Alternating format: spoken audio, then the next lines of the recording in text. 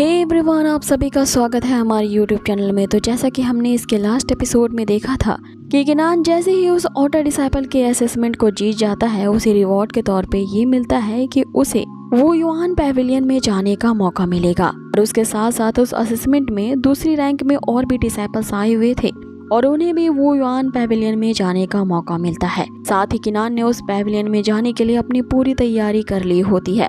उसने अपने 7 शॉट्स के स्किल को अच्छे से समझ लिया होता है। साथ ही उन 7 तलवारों को रिफाइन करते हुए उन्हें एक खतरनाक वेपन में ट्रांसफॉर्म कर देता है। अब आगे यहीं से एपिसोड की शुरुआत होती है, जहां हम देखते हैं कि वे एक बड़ी से शिप में केल्डर जो होते हैं वो जीते हुए सारे डिसाइपल्स को उसी वो युआन पैवेलियन की तरफ ले जा रहे होते हैं।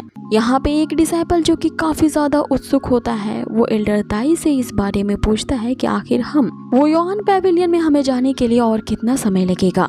इस पे एल्डर उसे यही जवाब देते हैं कि अभी एक पूरा दिन बाकी है वहाँ जाने में, इसीलिए तुम्हें थोड़ा पेशेंस रखना होगा और यहाँ पे इतना उतावला होने की जरूरत नहीं है। इस कहावत को तो तुमने सुना ही होगा, चाहे खाना कितना भी ज्यादा लजीज क्यों ना हो, गरम गरम तुम उसे जल्दी जल्दी नहीं निगल सकते। आगे एल्डर उन्हें बताना शुरू करते हैं कि वो युआन पैवेलियन ऐसी कोई मामूली चीज नहीं जिसे तुम सोचते ही हासिल कर लो और वो अपीयर हो जाए। और ये पैवेलियन तो सिर्फ एक ही दिन अपीयर होता है और वो दिन हर 3 साल के बाद एक बार आता है। अगर तुम उसके आकियामा तक पहुंच भी जाते हो तो भी उसके अंदर जाने के लिए तुम्हें पेशेंसली वेट करना होगा। तभी एक दूसरा डिसाइपल यहाँ एल्डर से पूछता है कि हमें उस वो युआन पैवेलियन के बारे में और भी ज्यादा जानना है। जिसपे म्याओ म्याओ यहाँ कहती है कि तुम सभी तो ऐਵੇਂ ही उस पैवेलियन के बारे में इतना हवा उड़ा रहे हो, ऐसे भी वहाँ पे क्या ही ऐसी चीज है जहाँ पे जाने के लिए तुम लोग इतने ज्यादा एक्साइटेड हो रहे हो। जिसपे एल्डर हंसते हुए उससे कहते हैं कि लगता है कि एल्डर म्याओ म्याओ को उस पैवेलियन की सारी सच्चाई के बारे में अब तक पता नहीं है।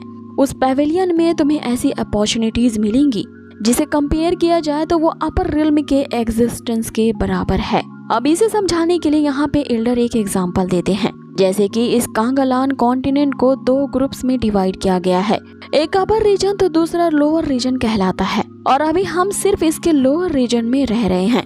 और इस लोअर रिल्म की बात करें तो यहाँ पे हजारों की संख्या में कंट्रीज मौजूद हैं, लेकिन वो अपर रिल्म इतना बड़ा है कि उसकी बाउंड्रीज को आज तक मापा ही नहीं जा सका है। वो इतना बड़ा है कि तुम सभी की सोच से परे है। और इन दोनों रिल्म्स को अगर हम मिला देंगे तो ये बिल्कुल ऐसा है जैसे एक बहुत बड़े से सागर में एक छोटा सा पानी का पॉन्ड हो। और वही वो युआन पैवेलियन उसी ओशन की ही तरह है, जहाँ की स्ट्रेंथ और टैलेंट उस अपर रिल्म से भी कई ज्यादा गुना हायर है। उस वो युआन पैवेलियन की अपॉर्चुनिटी को हासिल कर पाना बिल्कुल वैसा ही है जितना कि स्वर्ग यानी हेवन तक की चढ़ाई करना मुश्किल है। अब यहाँ एल्डर के इस भयानक से उदाहरण पे एक डिसाइपल फिर से पूछ बैठता है कि जब उस वो युआन पैवेलियन में इतनी ही बड़ी अपॉर्चुनिटीज हासिल की जा सकती है और जब ये इतना ही महान है तो इस वो युआन पैवेलियन ने हमारे इस छोटे रिल्म के नजदीक ही अपीयर होना क्यों चूज किया है। जिसपे एल्डर उसे यही कहते हैं कि इस बात का जवाब तुम्हें वहीं जाकर के ढूंढना होगा। हो सकता है कि उस पैवेलियन के सीक्रेट्स में तुम्हें इसका भी जवाब मिल जाए।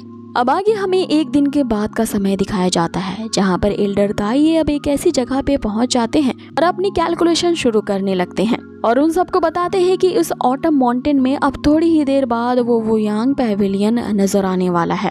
आगे एल्डर उन्हें चुनौती देते हुए बताते हैं कि तुम्हें इस पैवेलियन के अंदर खुद ही जाना होगा और वहाँ पे कैसे सरवाइव करना है ये सिर्फ तुम पे ही डिपेंड करेगा। लेकिन याद रखना कि इस माउंटेन की सबसे चोटी के ऊपर ये जो रॉक्स हैं, ये हैंगिंग रॉक्स जब लाइट अप हो जाएंगी तो तुम्हें किसी भी हाल में वापस आना होगा। साथ ही वो उन सबको एक एक बैच देते हुए कहते हैं कि अगर वहाँ पे तुम किसी भी तरह के खतरे में फंस जाओ तो तुरंत ही इस बैच को क्रश कर देना। मैं अपनी पूरी स्ट्रेंथ के साथ कोशिश करूंगा तुम्हें उसी वक्त रेस्क्यू करने की, लेकिन इसकी ज्यादा उम्मीद नहीं है कि मैं तुम सभी को वहाँ से बचा ले आऊं, इसीलिए तुम्हें वहाँ अपनी स्ट्रेंथ पे ही डिपेंडेंट रहना होगा। अब आगे वहाँ से एल्डर तो चले जाते हैं और सभी डिसाइपल जो होते हैं उस माउंटेन को एक्सप्लोर करने लगते हैं ताकि जल्द से जल्द वो युआन पैवेलियन अपीयर हो और ये सभी एंट्री कर पाएं। कि तभी म्याओ म्याओ यहाँ किनान से कहती है कि मैं तुमसे कुछ डील करना चाहती हूँ। आगे म्याओ म्याओ उसे आकियामा का ही मैप देती है और उसे बताती है कि तुम इस मैप के जरिए बहुत सारे ग्लेशियर्स को सर्च कर सकते हो, जहाँ तुम्हें हो सकता है कि कई सारे ट्रेजर्स भी मिले। जिसपे किनान उससे पूछता है कि तुम्हें आखिर ये मैप कहाँ से मिला। जिसपे म्याओ म्याओ उसे कहती है कि इस सेक्ट के एल्डर्स जो है वो मुझे हरा नहीं पाए और मेरी काबिलियत के दम पे उन्होंने काइंडनेस से मुझे ये दिया है।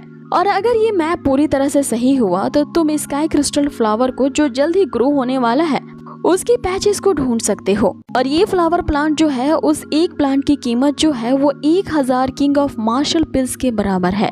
अब ये सुन के ही किनान का मुंह खुला का खुला रह जाता है कि एक प्लांट तो 1000 मार्शल किंग पिल्स के बराबर है। वो तुरंत ही इस डील के लिए हाँ कर देता है।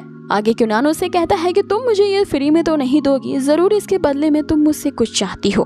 जिस पे म्याओ म्याओ से कहने लगती है कि तुमने लगता है मेरी भलाई का कुछ ज्यादा ही गलत मतलब निकाल लिया है।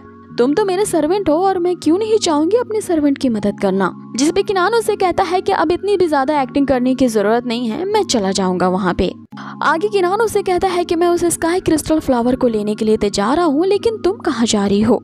और जब वो क्रिस्टल फ्लावर इतना ही ज्यादा रेयर है तो तुम खुद उसे क्यों नहीं ले आती अपने लिए? और फिर म्याओ म्याओ के ये कहती ही ये सीन यहीं पे कट होता है कि मेरे कुछ अपने प्लान्स हैं। आगे हमें किनान को दिखाया जाता है जो उस माउंटेन के जंगल को एक्सप्लोर कर रहा होता है, जहाँ पे उसे किसी के चीखने की आवाज सुनाई देती है। और ये सीन यहीं पे कट होता है। आगे हमें एक अनजान सी लड़की को दिखाया जाता है जो कि अपने इंस्ट्रूमेंट की मदद से एक डेमन वुल्फ से फाइट कर रही होती है। अब ये वुल्फ अजीब सा क्रिएचर होता है जिसके 4 हाथ होते हैं और इसकी शक्तियाँ इन 4 हाथों में ही होती है। वो लड़की लगातार इससे फाइट कर रही होती है, लेकिन उस वुल्फ के सामने ये नहीं टिक पाती। वो वुल्फ जो होता है उसके इंस्ट्रूमेंट को ही धर दबोचता है और उसे तोड़ देता है। अब आगे उस लड़की के इंस्ट्रूमेंट टूटने की वजह से उसकी शक्तियाँ भी कम हो जाती हैं, जिसके कारण वो चाहते हुए भी उस वुल्फ से आगे नहीं भाग पाती और जमीन पे ही गिर जाती है। अब आगे वो वुल्फ जो होता है उस लड़की से कहने लगता है कि तुम बहुत खूबसूरत हो, लेकिन कितने दुख की बात है कि तुम्हें मैं जिंदा ही निकल जाऊंगा। अब आगे लड़की उससे चिल्लाती हुई कह रही होती है कि मेरे पास मत आना।